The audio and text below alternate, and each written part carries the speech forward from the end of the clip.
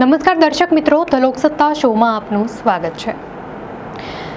સોમવારની રાત્રે વ્હાઇટ હાઉસમાં અમેરિકી ખેડૂતોના હિતોની સુરક્ષા માટે યોજાયેલી એક બેઠક દરમિયાન રાષ્ટ્રપતિ ડોનાલ્ડ ટ્રમ્પ અને નાણામંત્રી સ્કોટ બેસેન્ટ વચ્ચે ભારતમાંથી ચોખાની આયાત અંગે મહત્વપૂર્ણ વાતચીત થઈ। ટ્રમ્પે ભારતના ચોખાની નિકાસની નીતિ પર તીવ્ર સવાલ ઉઠાવ્યો। તેમણે નાણામંત્રીને સીધું જ પૂછ્યું કે ભારત અમેરિકામાં સતત પોતાના ચોખા ઠાલવી રહ્યું છે, તેમને આ કેમ કરવા દેવામાં આવી રહ્યું છે? તેમણે તેના માટે ટેરિફ ચૂકવવો પડશે। શું તેમને ચોખાના મામલે ટેરિફમાંથી છૂટ મળી છે? જેના જવાબમાં બેસેન્ટે પુષ્ટિ કરી કે ના સર, અને ઉમેર્યું કે ભારત સાથે વેપાર સમજૂતી પરની વાટાઘાટો હજી પણ પ્રગતિમાં છે। જો કે ટ્રમ્પ આ જવાબથી સંતુષ્ટ ન થયા અને સ્પષ્ટ શબ્દોમાં કહ્યું કે હા, પણ તે આ રીતે પોતાના ચોખા અહીં મોકલી શકે નહીં, તેમને તેની પરવાનગી આપી શકાય નહીં। આ જ બેઠક દરમિયાન ટ્રમ્પે જાહેરાત કરી કે અન્ય દેશો પર લગાવવામાં આવેલા ટેરિફમાંથી અમેરિકાને જે આવક થઈ રહી છે તેમાંથી $12 અબજની આર્થિક સહાય અમેરિકી ખેડૂતોને પૂરી પાડવામાં આવશે। આ ઘટનાક્રમ બાદ એવી આશંકાઓ ઊભી થઈ છે કે કદાચ ટ્રમ્પ હવે ચોખાના મુદ્દાને આગળ ધરીને ભારત પર નવા ટેરિફ લાદી શકે છે। હાલમાં અમેરિકાએ ભારત પર કુલ 50%ના ટેરિફ લગાવેલા છે, જેમાં રશિયા પાસેથી તેલ ખરીદવાના બદલામાં લાદવામાં આવેલી 25%ની પેનલ્ટીનો પણ સમાવેશ થાય છે।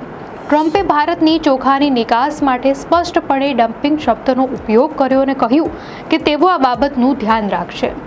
અમેરિકાના ખેડૂત સમુદાયનો મોટો ભાગ, જે ટ્રમ્પના સમર્થક પણ માનવામાં આવે છે, તે લાંબા સમયથી ભારત, વિયેતનામ અને થાઇલેન્ડ જેવા દેશો પર ચોખા સહિત અન્ય કૃષિ ઉત્પાદનો ઓછા ભાવે નિકાસ કરીને તેમના બજારને નુકસાન પહોંચાડવાનો આરોપ લગાવી રહ્યો છે। બેઠકમાં હાજર ખેડૂતોના એક પ્રતિનિધિએ પણ સ્વીકાર્યું કે તેઓ વધતી મોંઘવારી અને અગાઉની સરકારોની નીતિઓથી પહેલેથી જ પરેશાન છે, જ્યારે તેઓ પોતે વધતા ખર્ચ અને અસ્થિર કિંમતોના પડકારોનો સામનો કરી રહ્યા છે। વેપારના આંકડાઓની વાત કરીએ તો ભારતમાં અમેરિકી કૃષિ ઉત્પાદનો પર સરેરાશ 37.7% ટેરિફ લાગે છે, જ્યારે અગાઉ અમેરિકામાં ભારતીય કૃષિ ઉત્પાદનો પર આ દર 5.3% હતો। જો કે ટ્રમ્પ દ્વારા લાદવામાં આવેલા નવા ટેરિફને કારણે હવે ભારતમાંથી આવતી વસ્તુઓ પરનો દર વધીને 25% થઈ ગયો છે।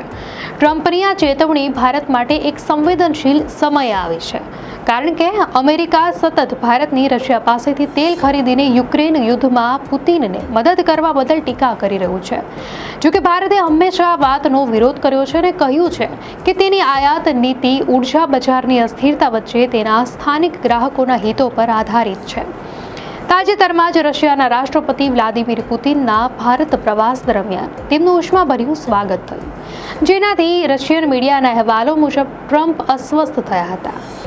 ભારત અને અમેરિકા વચ્ચે વેપાર સમજૂતી પર વાતચીત ચાલી રહી છે, પણ તેમાં કોઈ ખાસ પ્રગતિ થઈ નથી।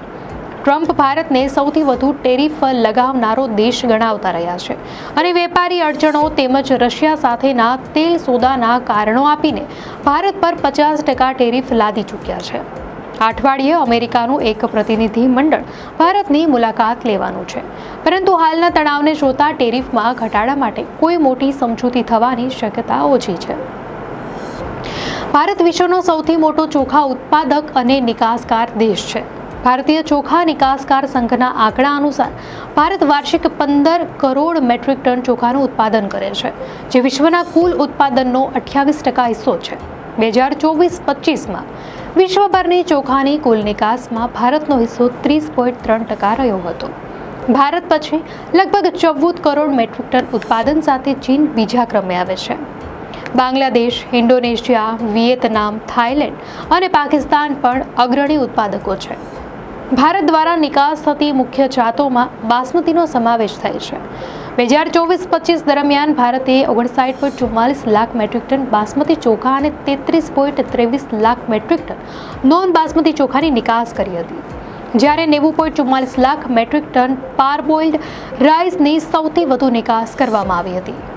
દર્શક મિત્રો, અંગે આપની શું પ્રતિક્રિયા છે અમને કોમેન્ટમાં ચોક્કસથી જણાવશો, અને જો આપને આ માહિતી સારી લાગી હોય તો વિડીયોને લાઇક કરો અને ચેનલને સબસ્ક્રાઇબ કરો।